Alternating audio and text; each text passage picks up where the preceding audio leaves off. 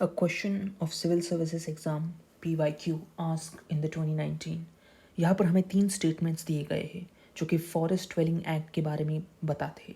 पहला स्टेटमेंट कहता है, as per the recent amendment to the Indian forest act 1927, forest dwellers have the right to fell the bamboos grown on the forest areas। मतलब forest में रहने वाले लोगों के पास ये अधिकार है कि वो उनके फॉरेस्ट के एरिया में जो उगे हुए बाम्बूज है उनको गिरा सके। लेकिन जब हम एक्ट पर देखते हैं तो उस एक्ट में जो ट्री की जो डेफिनेशन होती है, उस डेफिनेशन में से बाम्बू इस शब्द को निकाला गया था ताकि जो बाम्बूज नॉन फॉरेस्ट एरिया पर ग्रो हुए हैं उनके लिए, उनको अगर गिराना है तो उन्हें गिराने के लिए कोई परमिशन की ज़रूरत नहीं हो। इसीलिए उस ट्री के डेफिनेशन में से बाम्बू शब्द को निकाला गया था। और साथ ही साथ अगर उस बाम्बू को एक जगह से दूसरी जगह तक ले जाना है तभी भी परमिशन की ज़रूरत पड़ती थी। लेकिन अब जब ट्री के डेफिनेशन से बाम्बू इस शब्द को ही निकाल दिया गया है, तब नॉन फॉरेस्ट एरिया पर बाम्बू के पेड़ को गिराने के लिए कोई अनुमति की ज़रूरत नहीं होगी। और ऐसा करने से फार्मर्स को भी इनकरेजमेंट होगा कि वो बाम्बू का प्लांटेशन करे।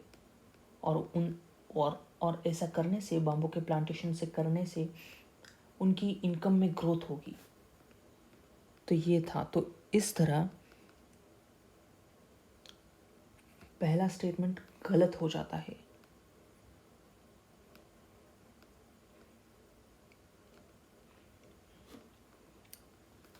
तो अगर पहला स्टेटमेंट गलत है तो यहाँ पर हम ऑप्शंस में देख सकते हैं, तो ऑप्शन ए और डी ऑटोमेटिकली गलत हो जाएगा। ऑप्शन ए और डी दोनों एलिमिनेट हो जाएंगे, तो बचेगा क्या? ऑप्शन बी और ऑप्शन सी। लेकिन हम देख सकते हैं कि ऑप्शन बी और सी में दोनों जगह थर्ड स्टेटमेंट कॉमन है, तो इसका मतलब automatically third statement is a right statement. So we don't even have to look at the third statement. Now we'll take a look at the second statement.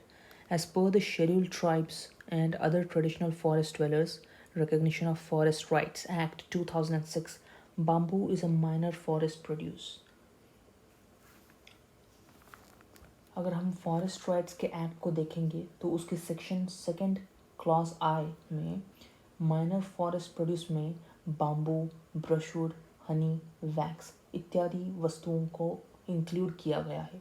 सो ये second वाला statement सही हो जाता है। It's true. सो पहला वाला गलत है और सेकंड वाला ट्रू।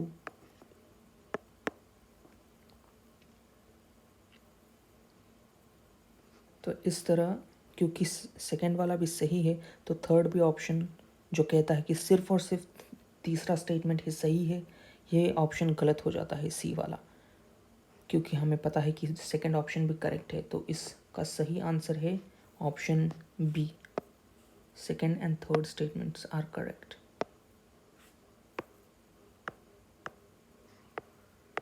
तो ये था previous year question of civil services exam asked in 2019।